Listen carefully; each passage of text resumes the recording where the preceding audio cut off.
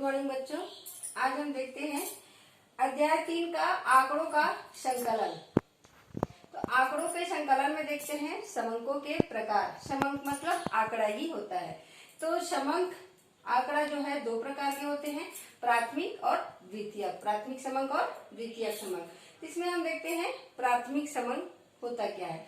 प्राथमिक समंक में हम देखते हैं कोई भी जानकारी अगर हमको लेना होता है कहीं पर भी जाकर, तो हम स्वयं वहां पर जाते हैं और प्रत्यक्ष व्यक्ति से पूछते हैं और उनके द्वारा जो भी जानकारी मिलता है उसको हम एकत्र करके लाते हैं और उसकी हम एक सूची बनाते हैं। जैसे किसी गांव में गए हैं, किसी मोहल्ला में गए हैं, हमको वहां पर पता करना है कि यहाँ जो मोहल्ले में है वहां किसी बीमारी का प्रकोप तो नहीं है। तो घर घर जाते हैं और घर घर जाकर हम वहां पर पूछते हैं। या किसी गांव में जाके वहां की हमको जनगणना करना है, वहां के लोगों की संख्या जानना है, तो वहां प्रत्येक घर में जाएंगे, वहां प्रत्येक घर जा जाकर वहां के बारे में पूछेंगे, वहां सदस्य संख्या पूछेंगे और पूरे गांव का डिटेल हम लेते हैं। तो वो हो गया प्राथमिक समंक। वहीं पर हो गया द्वितीयक समंक। प्राथमिक में हम स्वयं वहां पर जाते हैं, वो पहला हो गया, ठीक है। द्वितीयक में क्या होता है, जो प्राथमिक समंक जो है एकत्र किए रहते हैं उसी को वो द्वितीयक लेता है। जैसे कहीं किसी गांव के बारे में ये जानकारी लिया है, उस गांव की जनसंख्या के बारे में, स्वास्थ्य के बारे में, अगर वहां के बारे में ये जानकारी ले लिया है तो ये द्वितीयक क्या करता है, उस लिए हुए जानकारी से मानता है और उसी को वो प्रपत्र बनाता है। अगर उनको मिला हुआ है कि उस गांव के बारे में हमको जानकारी भर के दो, तो ये वहां पर जाकर ये घर घर जाकर उस संख्या को नहीं लेता। प्राथमिक समंक जो तैयार किया रहता है उनसे वो कॉपी ले लेता है और अपना काम निकालता है। तो ये प्राथमिक समंक हो गया, द्वितीयक समंक हो गया। तो प्राथमिक समंक पहले देखते हैं। प्राथमिक समंक, फिर इसमें अंतर है। अंतर बुक में दिया हुआ है, अच्छे से गहन अध्ययन करना और इसको याद भी करना है। कॉपी में लिख लेना और याद भी करना। तो प्राथमिक समंक का फिर देखते हैं। प्राथमिक समंक को एकत्र करने की जो रीतियां होती है, प्राथमिक समंक एकत्र करने की कौन कौन सी रीतियां होती है। प्रत्यक्ष व्यक्तिगत अनुसंधान। प्रत्यक्ष व्यक्तिगत अनुसंधान में व्यक्ति जो है प्रत्यक्ष उस जगह पर जाता है, वहां के लोगों से पूछता है, उनसे जानकारी लेता है, फिर प्रपत्र वो भरता है।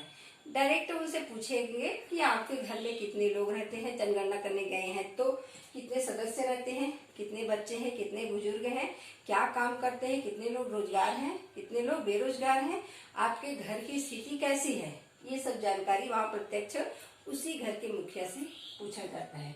तो ये हो गया प्रत्यक्ष व्यक्तिगत अनुसंधान। इसके दोष भी हैं और हानि भी है, ये आप गहन अध्ययन करते रहिए बुक को देख के।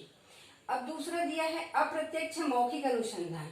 अप्रत्यक्ष मौखिक अनुसंधान में क्या होता है, हम जाते तो नहीं है परंतु अगर हमको वहां की जानकारी लेना है, जैसे किसी गांव में हम वहां के लोगों के ऋण ग्रस्तता के बारे में अगर जानकारी लें, या कोई बैंक वाले जाता है या समाज सेवा वाले जाते हैं, तो गांव के बारे में अगर वो जानकारी लेना है कि इसके यहाँ के गांव के लोगों की स्थिति कैसी है, यहाँ के लोग कितना ऋण लिए हैं, ऋणग्रस्त से भरे हुए, तो वो क्या करेंगे, एक डायरेक्ट घर में जाके नहीं पूछते हैं, क्योंकि कोई बताते हैं कोई नहीं बताते हैं। तो ये जाकर कहाँ पर जाता है, कोई मुखिया के पास जाता है या सरपंच के पास जाता है या महाजन के पास जाता है और वहां से वो एकत्र करता है कि यहाँ पर जितने भी लोग रहते हैं इस गांव में, इस मोहल्ले में, तो वहां पर कितने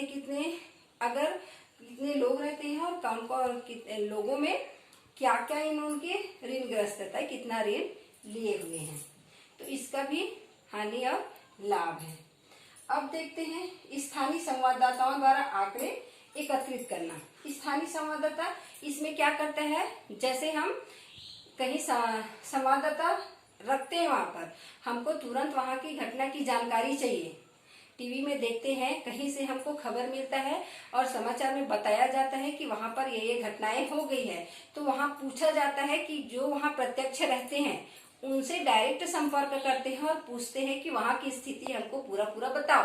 तो वहां पर प्रत्येक चैनल वाले हर जगह पे एक संवाददाता छोड़ के रखते हैं, वहां पर रखे रहते हैं, वो वहां की जानकारी इकट्ठा करता है और फिर संवाददाता को देता है।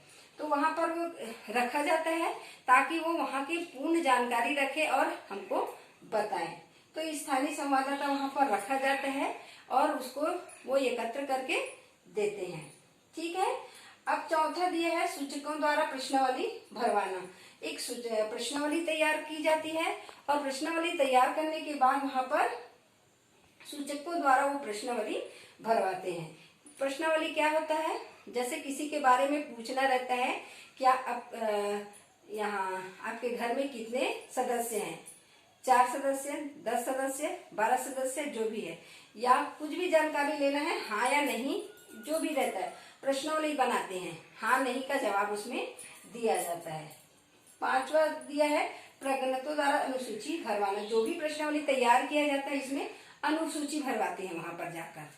पहले तो प्रश्नावली तैयार करते हैं और वहां पर जाकर पूरे प्रश्नावली भरवाते हैं। दूसरे प्रगणकों द्वारा अनुसूचियां भरवाई जाती, वहां पर जाते हैं और प्रश्न पूछ कर वो अनुसूचियां खुद वहां अपनी उपस्थिति में वहां पर भरवाते हैं। ठीक है, आगे का बाद में बताया जाएगा।